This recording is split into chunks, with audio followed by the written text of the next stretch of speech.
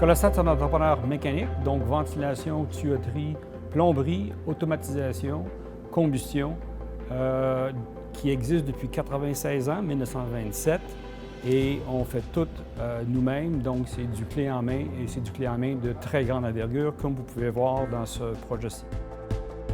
Ce projet-là est dédié aux Archives nationales du Canada, donc localisé à Gatineau. On a été approchés par un très grand entrepreneur général PCL pour travailler avec lui pour l'exécution de ce projet-là. Nos amis de Stantec, qui était l'ingénieur of record du projet, c'est quand même Écolostat qui a mis tous les concepts mécaniques sur la table qui ont été vérifiés, approuvés par les gens de Stantec.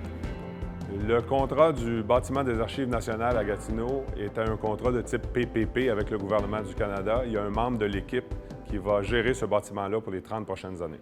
Beaucoup d'équipements qui sont quand même relativement normaux. Par contre, le type d'application est très particulière. On a fait des voûtes qui sont des immenses voûtes. Il y en a 6 au total. Il y en a 5 qui sont dédiés pour le papier, qui sont maintenus à 10 degrés Celsius et 40 d'humidité relative. Et une voûte qui est dédiée pour les films, des équipements ou le matériel argentique, qui est maintenu à 6 degrés et 30 d'humidité relative. Il faut comprendre que ces conditions-là, c'est des conditions très particulières, relativement difficiles à obtenir avec des équipements vraiment standards. Et on a conçu un système qui rencontrait, en fait, l'ensemble des exigences du gouvernement qui étaient très élevées. Tout ça en considérant l'économie d'énergie, la fiabilité, la redondance, et tous les équipements sont presque tous en double, de façon à assurer le maintien des archives pendant 500 ans. Tout un défi d'aller installer des conduits de ventilation dans une voûte à 100 pieds du sol. Les voûtes sont entourées d'un secteur qu'on appelle le buffer zone, une zone tampon. Et la zone tampon est adjacente au mur extérieur. Nous avons donc commencé la construction par la plomberie souterraine à l'automne 2019, en même temps que les travaux de coffrage et de coulée de béton se faisaient. Sur ce chantier-là, il y a eu plus d'1 million de mètres cubes de béton coulé. La structure des voûtes, les murs entre les voûtes, les toits, les plafonds, tout est en béton pour assurer, comme Daniel vient de le dire, un maintien pendant 500 ans. Il ne faut pas oublier qu'il y a des exigences au niveau d'incendie. Il y a beaucoup d'équipements de suppression de feu, multi-étapes. Évidemment, on veut éviter de mettre de l'eau dans les archives. Par contre, les archives sont quand même maintenues dans des boîtes qui sont scellées.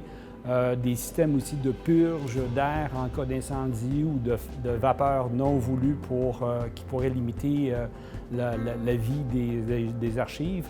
Et tout ça est géré d'une façon totalement automatique. Il y a une petite partie administrative dans le nouveau bâtiment des Archives nationales à Gatineau, une section où peuvent venir consulter les archives le grand public, les citoyens canadiens.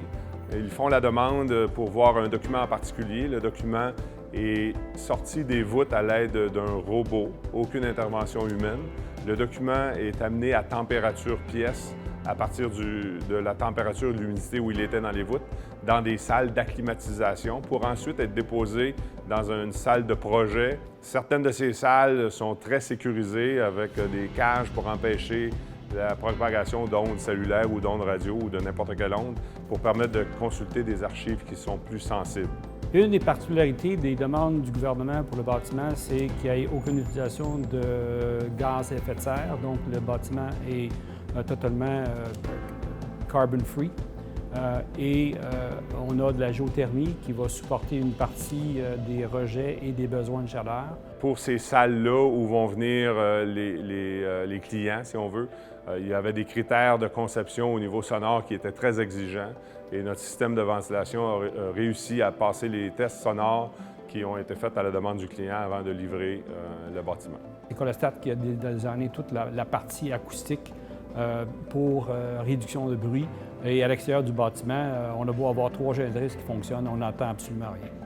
Le bâtiment est à veille d'être livré aux clients. Dans quelques semaines, les équipes de Library and Archive Canada vont prendre possession de l'édifice et commencer à déménager les archives du bâtiment voisin dans le nouveau bâtiment. D'ici quelque temps, les chercheurs canadiens, les universitaires canadiens pourront aller consulter ces archives-là dans un nouvel environnement dont on est très fiers d'avoir fait partie.